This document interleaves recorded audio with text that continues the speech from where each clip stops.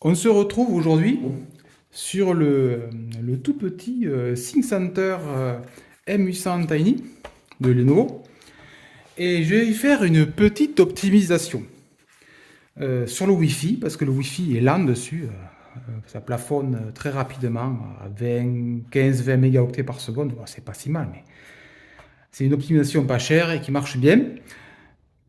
Le Lenovo a tendance à white marker le, les périphériques sont dedans, donc il n'y a qu'une petite quantité de périphériques Wi-Fi qui sont compatibles avec cet ordinateur. Euh, Si on veut de compatibilité pour Linux ou avec une machine, une EmulBox type Bateau Serra ou Rocklebox, je vous conseille de prendre une puce Intel. Intel, c'est toujours reconnu, ça marche très bien sur Linux. Toutes les autres marques, c'est la galère assurée, ou soit ça marche, soit ça marche pas. Bref, prenez du Intel. Celui-là a été livré avec une petite carte de chez Intel à 3260 et j'ai acheté une 8260 de chez Intel. Attention, précision, avec les petites clés pour voir que c'est du PCI Express. Précision, bien vérifier la carte que vous avez dans votre M800 Tiny. Parce que si vous avez déjà une 8060, ça ne sert à rien de prendre la même. Voilà. Donc il faut vérifier que ce soit une version inférieure.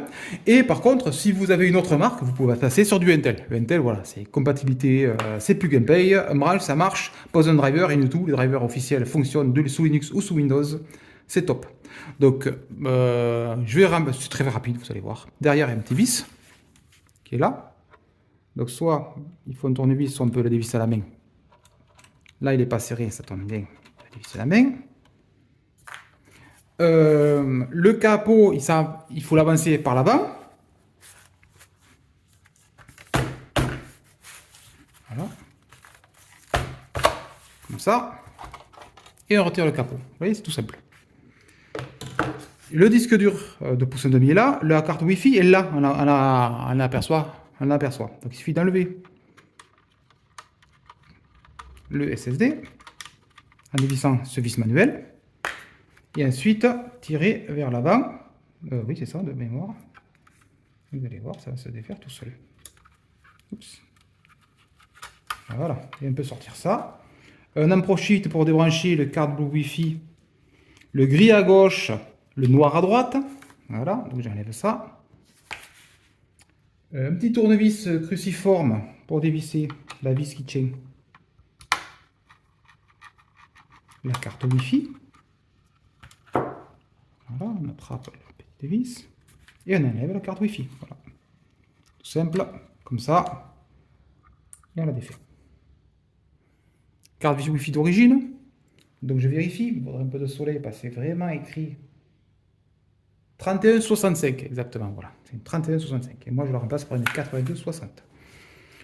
Mise à jour de Wi-Fi et du Bluetooth au passage, puisque celle-là je crois qu'elle a un Bluetooth supérieur. Bref, le Bluetooth on s'en fout, c'est pour les manettes, mais...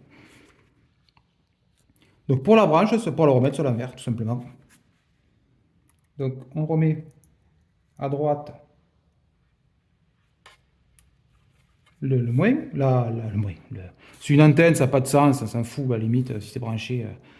On voit que le fil noir, il part là, il va dans l'antenne, il doit passer par le milieu et le côté. Bon, bref, je ne pense pas que ça change grand chose, mais bon, on remet dans le bon sens, on ne sait jamais.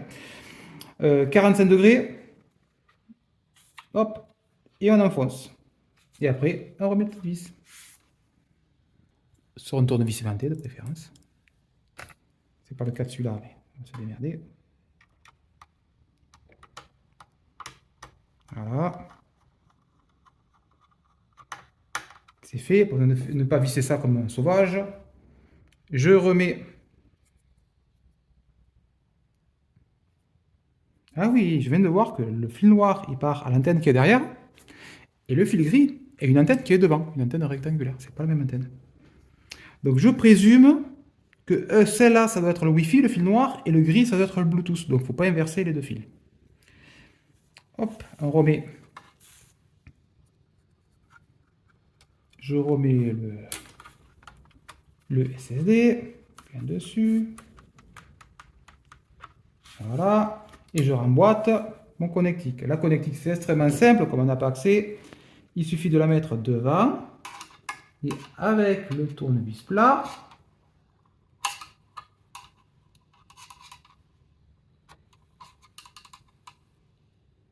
avec la caméra devant, c'est pas pratique.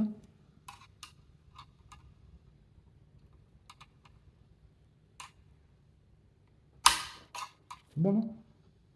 C'est bon. Voilà. Donc j'ai bien mis les deux. Oui, ils sont bien boîtés. Ça se déboîte très facilement. Voilà. Et voilà, je remonte simplement. Donc je remets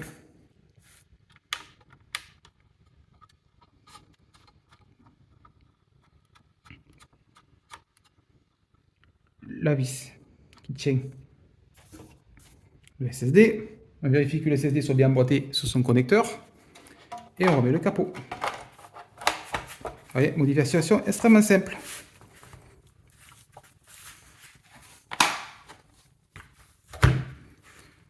Je mettrai un petit bench très rapide pour voir le débit que j'ai en uploadant une ISO sur le disque dur.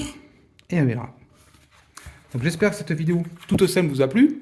Je mets en description là où j'ai trouvé la petite carte Wi-Fi et la petite carte Wi-Fi bien entendu. Et à bientôt. Je suis connecté au Lenovo via le réseau.